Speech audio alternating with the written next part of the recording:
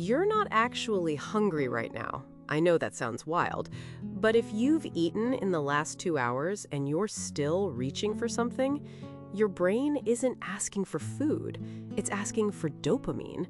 And by the end of this, you'll understand exactly why. Think about the last time you stood in front of the fridge, staring, not really knowing what you wanted, or the moment you reached for your third snack of the afternoon, even though lunch was filling. That feeling, that pull, that restless itch, it's not your stomach talking, it's your brain. And this mix-up happens to almost everyone.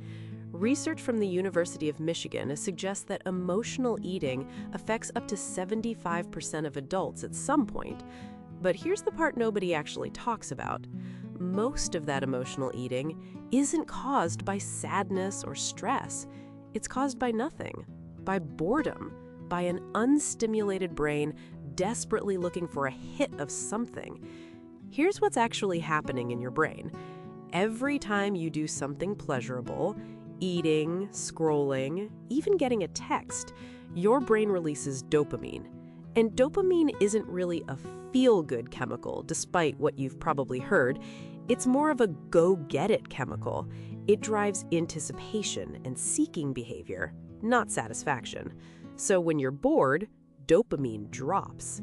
Your brain notices that signal, and it starts scanning for something, anything, to push those levels back up.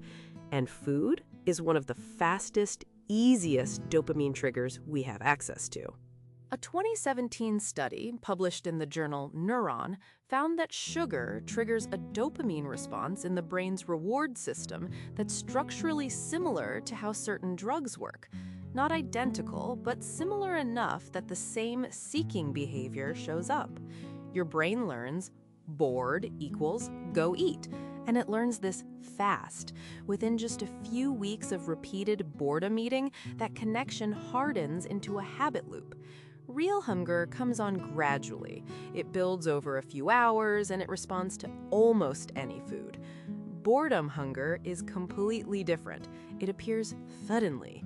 It wants something specific, sweet, salty, crunchy, something stimulating. And it doesn't go away when you eat because the underlying problem was never hunger. Your brain got its dopamine hit, but the boredom is still there. So 15 minutes later, you're back at the fridge. And here's the part that actually surprised me when I first learned this. Boredom hunger has nothing to do with willpower. It is not a character flaw. It's your brain running an ancient survival algorithm on a completely modern problem. But here's what most people get wrong. They assume boredom eating is an emotion regulation problem, that if you just managed your feelings better, you'd stop doing it. But researcher Erin Westgate at the University of Virginia spent years studying boredom specifically, and what she found completely reframes the whole problem.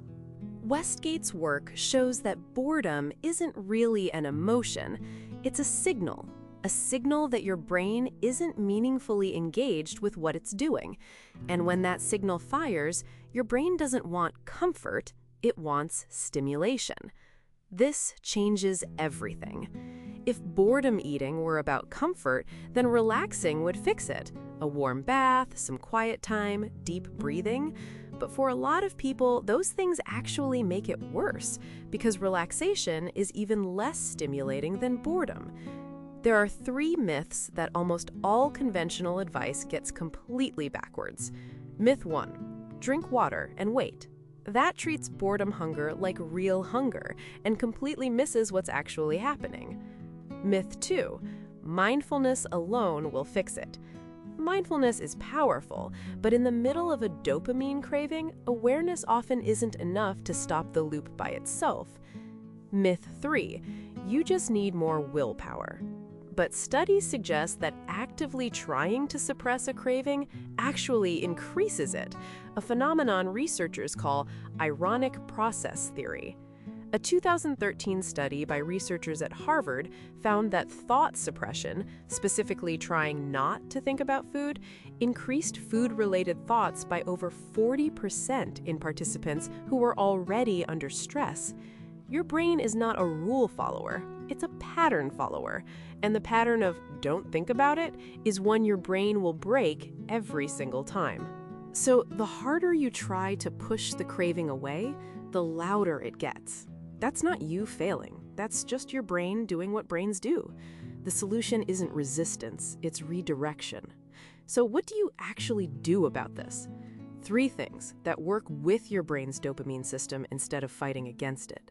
Point 1, learn to identify the signal in the moment. Point 2, replace the hit, not the habit. And point 3, change your environment so friction does the work for you. Let's go through each one.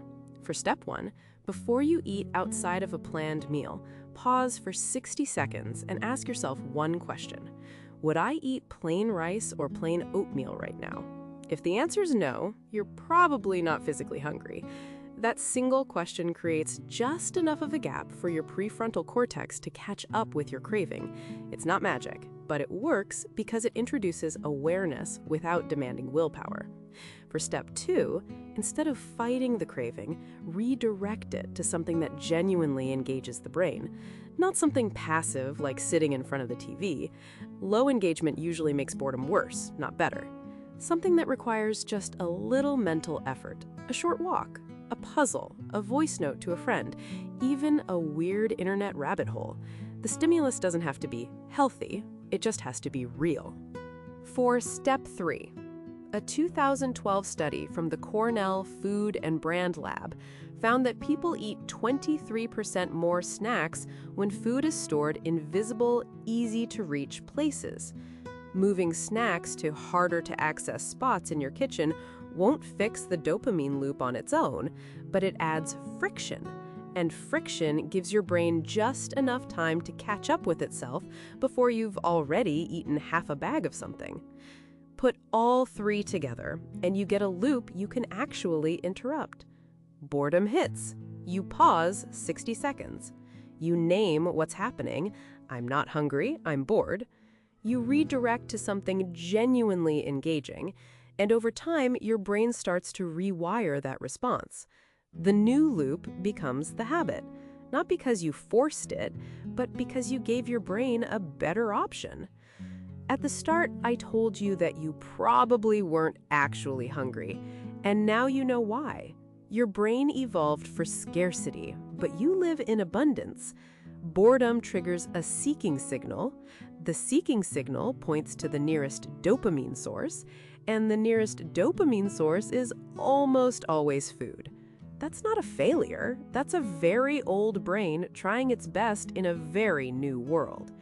The question isn't how to stop wanting, it's how to redirect wanting somewhere that actually helps. If you found this useful, the video on why habits are so hard to break goes even deeper into this exact loop. And if you want more of this kind of content, the science behind why you do what you do, subscribe. It genuinely helps the channel.